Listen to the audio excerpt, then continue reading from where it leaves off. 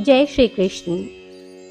पिछली कथा में हमने श्री कृष्ण के द्वारा सखा सुदामा का स्वागत करना देखा और फिर वे उन्हें पकड़कर कैसे अपने निजी कक्ष की ओर ले जाने लगे, उससे आगे हम देखते हैं।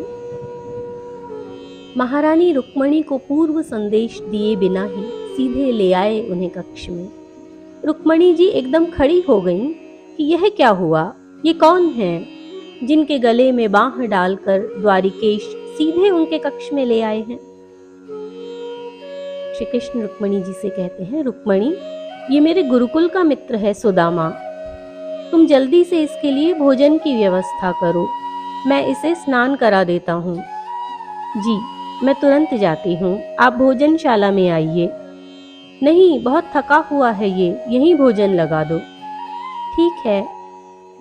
श्री कृष्ण ने उनकी झोली अपनी शैया पर रखी और सुगंधित जल से स्वयं अपने हाथों से स्नान कराया। सुदामा जी कुछ समझ नहीं पा रहे कि क्या करें क्या कहें। मेरी मैली झोली इनके उज्जवल पर्यंक पर, मेरा मैला शरीर ये अपने निर्मल स्वच्छ हाथों से रगड़ रगड़ कर धो रहे हैं। इसके बाद श्री कृष्ण ने स्वयं अपने हाथों से भोजन कराया और शैया पर लिटाया। यहाँ के ठाठ बाट देखकर, ऐसा आतिथ्य देखकर सुदामा जी के मन में विचार चलने लगे, मैं अपने सूखे तंदुल कैसे दे सकता हूँ भला। यहाँ तो 56 भोग भी जैसे कम लगते हैं। कहाँ मेरी दीन दशा और कहाँ ये राजवैभव। मैं मूर्ख क्या जानता था कि राजवैभव कैसा होता होगा, और ले आया 4 दाने चावल के कि मित्र को खिलाऊंगा। विचारों का यह तार तोड़ते हुए श्री कृष्ण कहते हैं, तुझे याद है सुदामा, जब हम दोनों बारिश में वन में फंस गए थे और गुरुदेव हमें खोजते हुए आए थे। वो दिन कैसे भूल सकता हूँ। मैंने तेरे हिस्से के चने भी खा लिए थे और गुरु माता ने श्राप दिया था मुझे। मन ही मन कहते हैं, जो आज तक भोग रहा हूँ। श्री कृष्ण बोले, क्या बेकार की बातें याद रखता है। फिर सुदामा जी की झोली पर हाथ फेरते हुए कहते हैं, अच्छा ये तो बता, मेरे लिए कुछ लाया है। सुदामा जी झोली खींचते हुए, मैं खुद आ गया ना, तेरे लिए भला क्या लाऊंगा। श्री कृष्ण वापस झोली खींचते हुए, ऐसा तो नहीं हो सकता कि तू कुछ ना लाए। गुरुकुल में भी प्रतिदिन मुझे कुछ ना कुछ अवश्य देता था। वो दिन अलग थे, वो बचपन की बातें हैं। सुदामा के साथ छीना झपटी में झोली में से चावल की पोटली श्री कृष्ण के हाथ लग गई। ये क्या है, उनसे पोटली छीनते हुए सुदामा कहते हैं, कुछ नहीं, दे मुझे।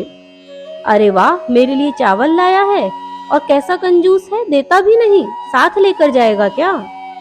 वे मन ही मन कहते हैं, अपनी दरिद्रता की छाया तुझ पर कैसे पड़ने दो मित्र। ना कन्हैया, ये तेरे लायक नहीं है, तू 56 भोग खाता है, ये सूखे चावल के दाने तेरे लायक नहीं है।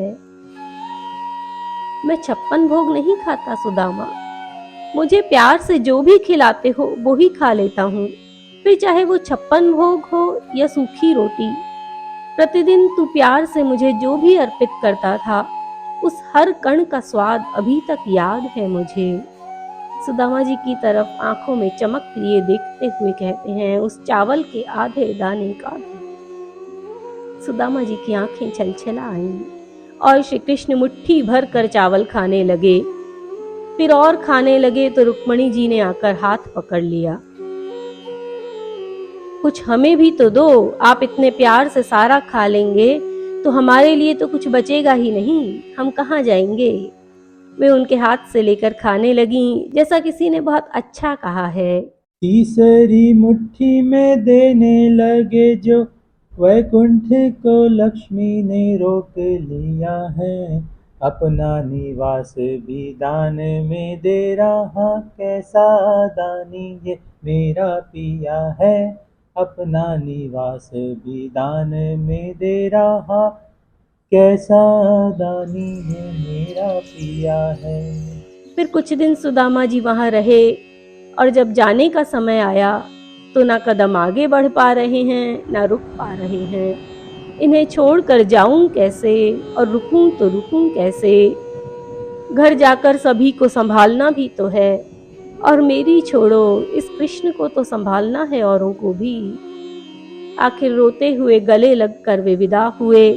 कुछ दूर जाने पर ध्यान आया, अरे अपनी दरिद्रता के विषय में तो कहा ही नहीं उससे, और कहता भी कैसे, मित्रता को कलंकित कैसे करता। और मेरे वस्त्रों से, मेरी दशा से सब कुछ दिख तो रहा ही था, फिर भी उसने मुझे कुछ दिया नहीं, तो भला किसका दोष? मेरा भाग्य ही ऐसा है। उधर रुक्मणी जी ने द्वारिकेश से कहा, आपने अपने मित्र को कुछ दिया नहीं, यह जानते हुए भी कि उनकी दशा कैसी है। श्री कृष्ण ने दोनों हाथ पकड़कर रुक्मणी जी को पास बैठाते हुए कहा, यह तुम भी जानती हो रुक्मणी कि मैं गुरु माता के श्राप का भी उल्लंघन करके सुदामा को थोड़ा बहुत दे चुका हूं, पर उससे कहता कैसे कि मित्र मैंने तुझे ये दिया है। देना था सो दे दिया, जताना या बताना थोड़े ही आवश्यक है देवी।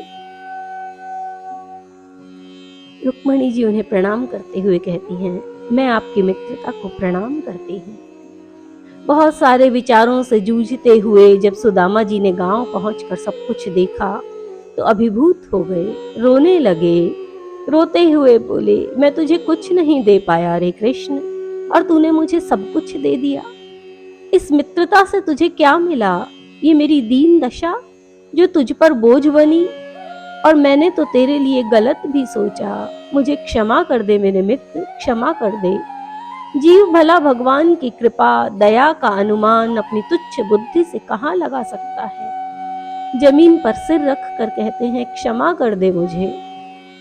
श्री कृष्ण एक अद्भुत प्रकाश के साथ प्रकट होकर बोले, नहीं सुदामा, मैंने जो दिया है वो बहुत कम है, और तूने जो दिया है वो बहुत अधिक।